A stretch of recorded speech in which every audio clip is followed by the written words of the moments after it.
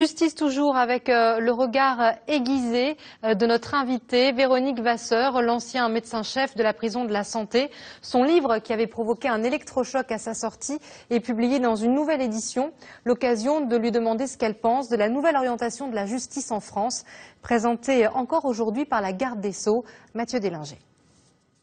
L'exercice a des airs de grand oral pour Christiane Taubira.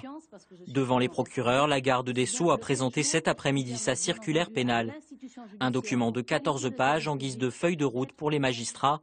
La ministre leur préconise de limiter les peines planchers, ces sanctions minimales imposées par la loi, et de donner la priorité à des peines alternatives comme les bracelets électroniques ou la probation.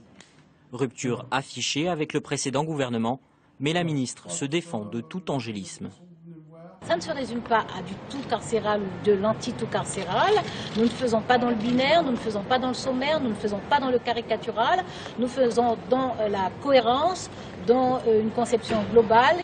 Dès l'été, la droite avait dénoncé le projet de la ministre. On lance aujourd'hui à tous les délinquants de France un message d'impunité. Depuis des années, la politique pénitentiaire fait face à deux écueils. Le premier, la surpopulation carcérale, toujours plus de détenus et pas assez de cellules. En septembre, ils étaient plus de 66 000 pour seulement 57 000 places.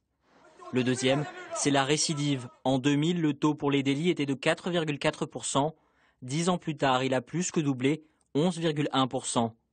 Pour ce syndicaliste, la priorité est d'arrêter de mélanger petits délinquants et grands criminels. On veut arrêter d'enfermer tout type de détenus, tout profil, dans les mêmes établissements, dans les mêmes cellules. Ça crée de la délinquance, ça crée de la violence et ça n'a aucun sens cohérent sur ce qu'on appelle, nous, le temps utile à l'incarcération. Christiane Taubira ne veut pas abandonner pour autant la politique d'incarcération.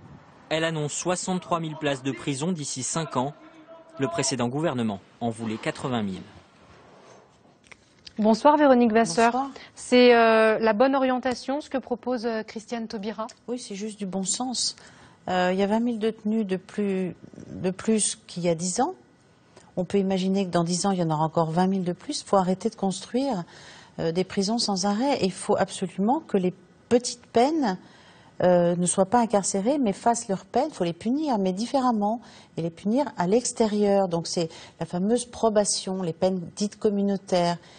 Le seul problème, c'est que actuellement, un éducateur a 180 dossiers. Voilà, on manque de moyens quand même. Il faut plus Sur de les moyens. éducateurs, il y a énormément de surveillants. Il y a 26 000 surveillants. Il y a 4 000 éducateurs. Donc, si on veut multiplier ces peines alternatives dehors, ce qui est une bonne chose, parce que la prison, ça démolit, hein, et c'est 2 tiers de récidive dans les 5 ans. Donc, c'est un truc qui ne marche pas et qui coûte très cher. Donc, il faut arrêter. Elle a raison, il faut arrêter. Faire différemment, comme ils font dans d'autres pays. Ils l'ont testé aux Pays-Bas, en Angleterre, au Canada, et ils ont un taux de récidive qui a diminué de moitié. Donc, c'est bien. C'est comme ça qu'il faut agir, c'est évident.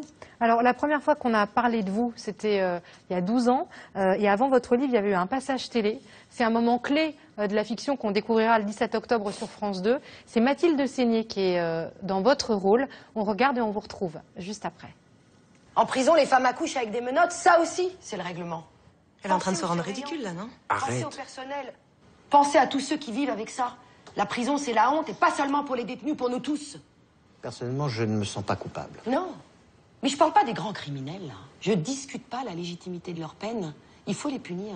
Mais pas comme ça, pas en s'obstinant à mentir. À mentir?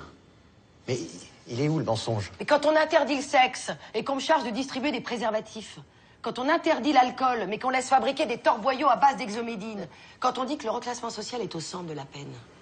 Parce que si tu crois réinsérer des toxicos et des voleurs de mobylettes en les bouclant à 5 dans une cellule, avec des grands psychotiques, et des types qui sont là parce qu'ils n'ont pas payé leur pension alimentaire, tu te mens à toi-même, Denis. Voilà, discours à charge.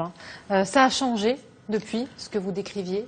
Non, rien n'a changé. Ce qui a changé, c'est qu'il y a une loi pénitentiaire, il y a un contrôleur des prisons qui rend un avis consultatif tous les ans, qui épingle, qui est pas du tout gentil, hein, qui caresse pas dans le sens du poil. Mais non, il n'est pas suivi. Et la loi pénitentiaire a quand même été taillée sur mesure pour l'administration. Donc, bon, il y a des petites avancées. Il y a le téléphone dans les maisons d'arrêt, il y a la présence de l'avocat au tribunal disciplinaire. Il y a des petites avancées, il y a des petites choses, mais La surpopulation, alors la vétusté, c'est une chose, c'est évident que je ne vais pas dire que je suis d'accord qu'il y ait des souris, des cafards et tout ça, mais on construit des établissements où les détenus sont encore plus malheureux parce qu'ils ne voient personne de la journée. Donc il vaut pas mieux ça que ce que vous décriviez, la crasse, la promiscuité?